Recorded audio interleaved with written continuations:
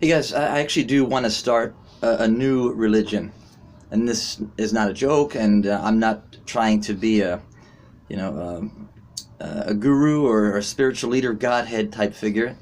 Um, just to hear me out. Now, I was deeply religious when I was a kid and a young adult. I was raised Catholic and was really into it. I loved Jesus, and I loved the lessons and the values that I got from it. When I was in my mid 20s and into my early 30s, started questioning everything, as I encourage anyone to do. Whatever faith you've been raised with, it's okay, and I'm beyond it's just okay. It's something you need to do to live your life, to live a real life, is to take all those beliefs that were handed down, that your parents instilled in you, even if you feel like it's not an issue, examine them, put them on the examination table, and question whether or not what it is that makes you believe that that is actually how the world works, what the beliefs are. And I'm going to tell you why that's important, because a lot of the evils and ills in society manifest through the generations because too many people, out of love and respect for their parents that instilled in them bad concepts, I would say evil, but just messed up concepts that cause suffering and confusion and judgment. For example, racism. I think that this is why there's still racism in the world today. It's because people that are raised with racist parents, that were raised from racist parents, a lot of times they do love and respect their parents. And the parents are saying, black people are this, Mexicans are this, or white people are this. I mean, it can go any which way. But if you can't, at some point as an adult, question those things and say, well, maybe, challenge it. Is there evidence to support that that's true? And maybe if it's still a valid thing, if it's a good thing, and if it still holds water, then you're that much more certain and secure about your beliefs. Okay, I just rambled on there. I got on a side note, but hear me out. People, I'm sure, going to hear religion and say, Doug, we don't need another religion," and I'm not religious, so that might not make sense. Paradox, hypocrisy, but. Yeah, I'm just going to ramble off the cuff as I always do. This idea that the world could benefit from having a new kind of religion was sparked by Carl Sagan. Something I heard him say, or something I read that he wrote. I'm paraphrasing, that the world could really use a religion that incorporates science. I read that right away, and it's certain times in my life where I read something and it sparks, it sticks with me. Right away I knew he's onto something. Because at that time in my life, maybe the time I was questioning or walking away from Christianity because of science. I love science. I want to know, the truth as well as we can possibly know it based on the evidence we have. Because what else can we do? Otherwise, it's just you're shooting in the dark. So yeah, and I think science is beautiful. When you understand that we evolved from stars, for example, it is beautiful. And, go listen to Neil deGrasse Tyson, or scientists and cosmologists. We're in awe, or they are in awe, of the universe that we live in. It's awesome. It's beautiful. But I think humanity struggles. There's issues when religions that are opposed to any change, they're totally traditional, butt up against what science tells us about how everything works.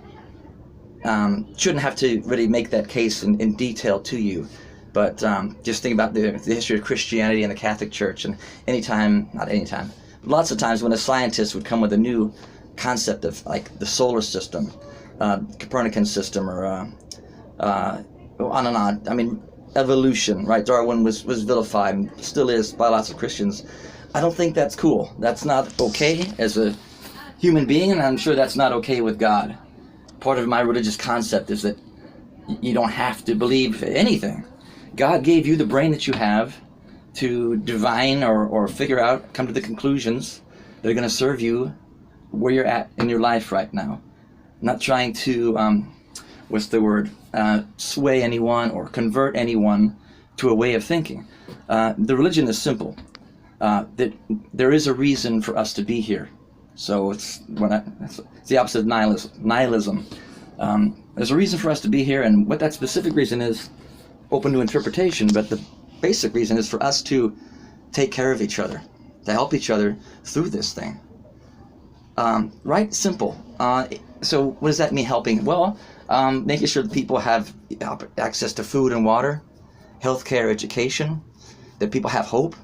I mean, if humanity could finally stand together, stop letting the arrogant psychopaths of the world divide and conquer, because that's humanity's story.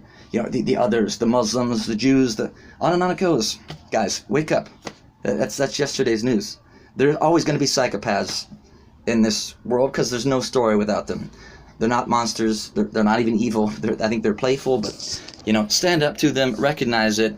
It's the rest of humanity has to now pick up the ball. And because once humanity starts taking care of each other across nations, across continents, every human being has these things. Now we can all bring our talents and gifts to the world, and we can thrive. We'll tackle all the issues. I mean, cancer, medical breakthroughs up the wazoo, time travel.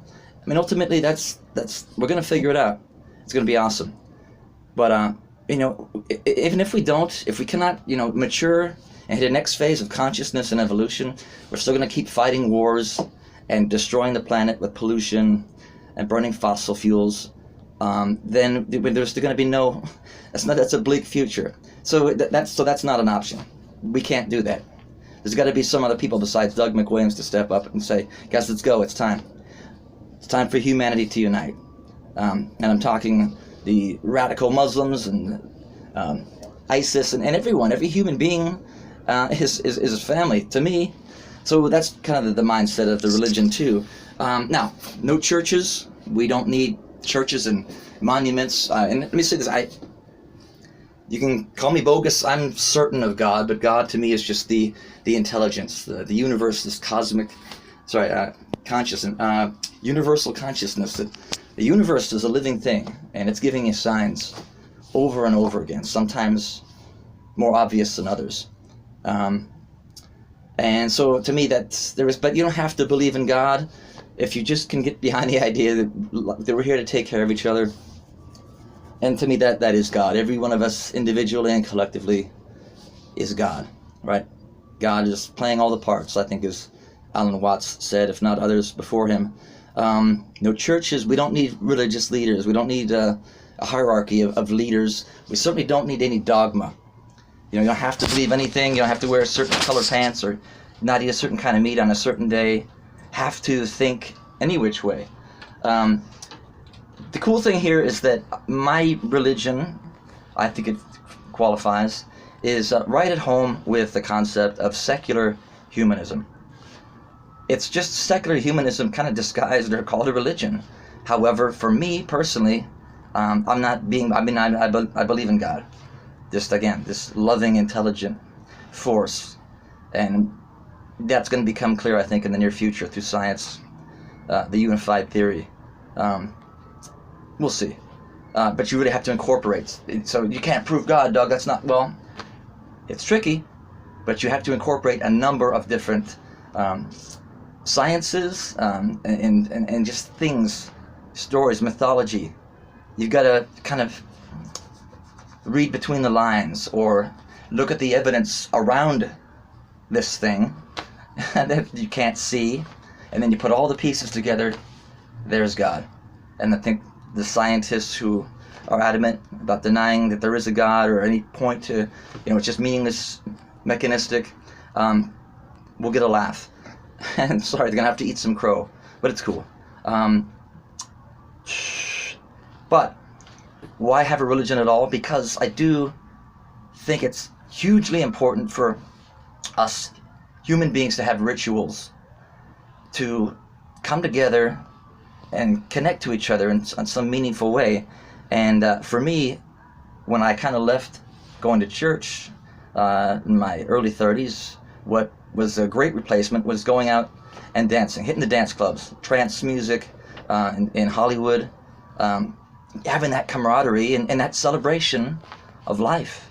I met so many great people through those experiences, and even if I didn't meet them and make lasting friends, every time being out there on the dance floor, getting into that primal joy what I think Jack London kind of describes in the Call of the Wild section about that feeling of alive and surging and moving and pushing your muscles.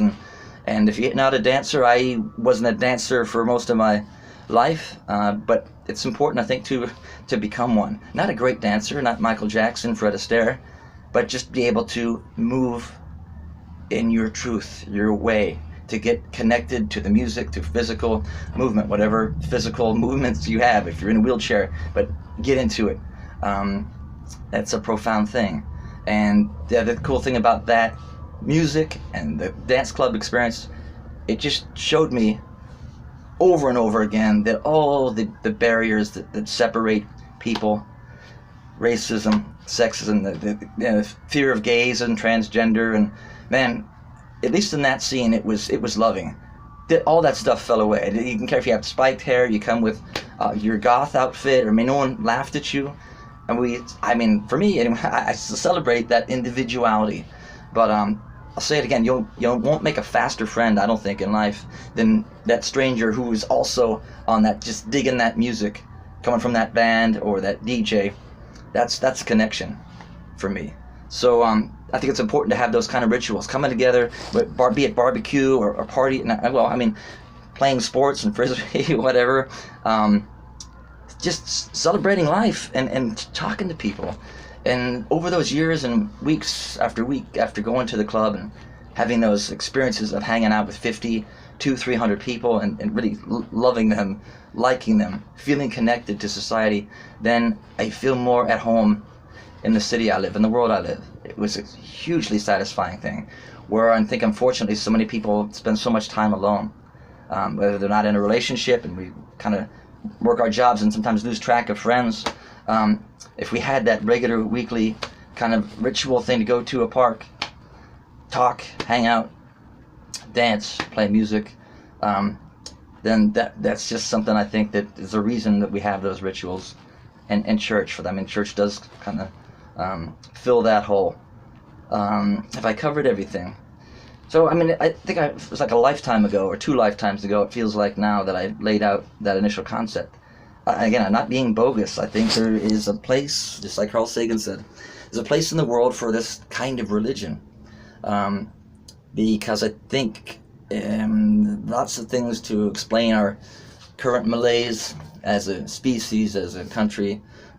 And one of them, I think, is that so many people have given up on the idea of God or connection, that we're not connected at all. There is no point for us to be here. I'm sorry, that's kind of the takeaway from what I think a lot of the hardcore scientists, the God deniers, basically they're telling you it's meaningless. You're just a random accident. You mean nothing. Your life is, and I can tell you that's just not the case. You're loved infinitely. You'll figure it out. We all do someday. So, like, hate, comment. I'm not going to ask for money. If I ever did, I wouldn't want to be tax-free. I don't want a tax-free religion. It's fine. There's nothing wrong with people paying taxes for things. And just one more topic I want to talk about someday. It's not that taxes are good or bad. It's what we spend that money on is the issue. So people griping about their taxes, it's just a waste. Well, it's a waste when you spend it on a border wall, when you spend it on nuclear weapons or some super duper new weapon that never gets used. That's a waste of money. When it's invested in healthcare, education, infrastructure, give people good jobs, taking care of people, the elderly, that is a great use of money, and actually that's an investment that does pay dividends. That's not a waste. So, covered a few tangents there. This will become clear in the weeks, hopefully in the months ahead. I think this is something we got to do. So I'll wrap it up there. Thanks for watching. Wish you well. Have a good day. Bye.